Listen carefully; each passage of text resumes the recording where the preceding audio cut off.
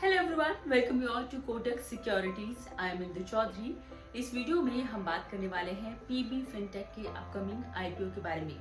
PB fintech policy बाजार की parent company है। सबसे पहले पीबी फिनटेक कंपनी को समझते हैं।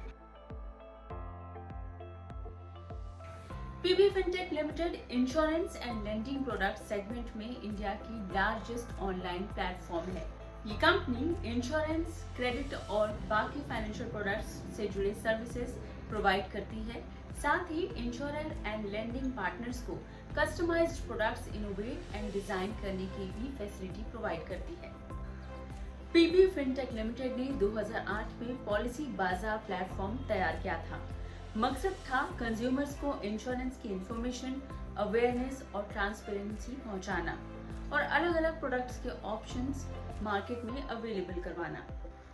पॉलिसी बाजार is an online platform for consumers and insurer partners to buy and sell insurance products.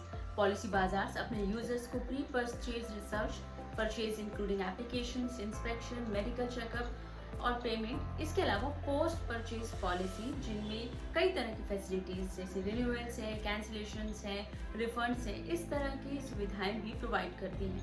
India में फिस्कल ईयर 2020 में डिजिटल इंश्योरेंस मार्केट प्लेस की टोटल पॉलिसीज जितने सोल्ड हुए थे उनमें से 93.4% मार्केट शेयर पॉलिसी बाजार का था। Also in the same year, 65.3% of all digital insurance sales in India by volume were transacted through Policy Bazaar platform. 30th September 2021 तक 48 इंश्योरर पार्टनर्स अपने प्रोडक्ट्स पॉलिसी बाजार प्लेटफॉर्म पर सेल कर रहे हैं, which represent 84.5% of all licensed insurers in India. इसके बाद 2014 में पीबी फिनटेक ने पैसा बाजार लॉन्च किया, जिसका मकसद था personal loans and credit card से जुड़े सेगमेंट में कंज्यूमर्स को ease, convenience and transparency provide करना। ये कंपनी अपने इंश्योरर और लेंडिंग पार्टनर्स को एक लार्ज कंज्यूमर ग्रुप तक पहुंचने का मौका देती है पॉलिसी बाजार और पैसा बाजार प्लेटफॉर्म के जरिए, जिनसे इनके सेल्स में बढ़त दर्ज होती है, बिक्री बढ़ती है। तो अलग अलग चॉइसेस, ट्रांसपेरेंसी, अवेयरनेस, इन सभी बातों को ध्यान में रखते हुए ये एक बड़े तबके को प्रोडक्ट्स मुहैया कराती है। साथ ही कई सारे इंश्योरर और लेंडिंग पार्टनर्स हैं कंपनी के पास। इनका नेटवर्क काफ़ी स्ट्रॉन्ग है और कैपिटल एफिशिएंट मॉडल है विद लो ऑपरेटिंग कॉस्ट। तो ये सारी अच्छी बातें, स्ट्रॉन्ग पॉइंट्स हैं कंपनी के लिए। अब कंपनी के फाइनेंशियल्स कैसे रहे हैं पिछले 3 फिस्कल में, यह देखते हैं। FY19 में पीबी फिनटेक का टोटल इनकम 529 करोड़ रुपीस का था। FY21 तक ये बढ़कर 957 करोड़ रुपीस तक पहुंचा। नेट प्रॉफिट और लॉस को देखें तो पिछले 3 फाइनेंशियल ईयर में कंपनी ने सिर्फ लॉस रजिस्टर किया है, यानी कि अब तक ये कंपनी प्रॉफिट में तब्दील नहीं हो पाई है। EPS को भी देखें तो यहाँ भी ये नंबर्स नेगेटिव हैं।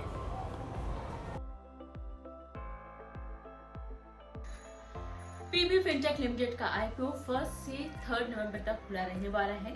प्राइस बैंड 940 से 980 रुपीस पर इक्विटी शेयर तय किया गया है।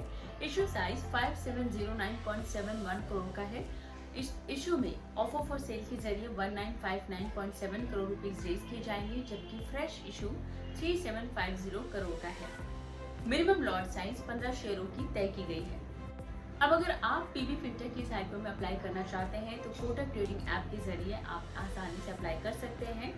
कोटक ट्रेडिंग ऐप में आईपीओ में अप्लाई कैसे किया जाता है, ये ऊपर दिए गए लिंक पर क्लिक करके आपको पता चल जाएगा वो वीडियो देखकर।